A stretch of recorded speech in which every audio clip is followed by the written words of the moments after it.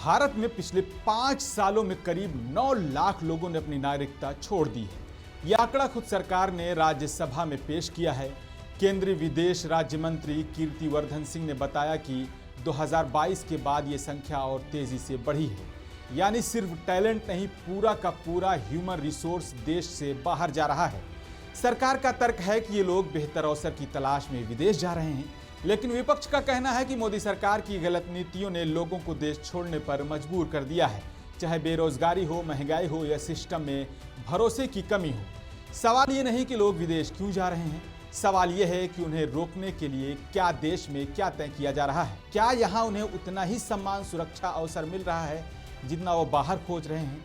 9 लाख लोग ये सिर्फ एक नंबर नहीं, ये हमारे डॉक्टर, इंजीनियर, वैज्ञानिक, बिजनेसमैन हमारी असली पूंजी है। अगर यही पूंजी धीरे धीरे बाहर जाती रही तो देश का बड़ा नुकसान होगा।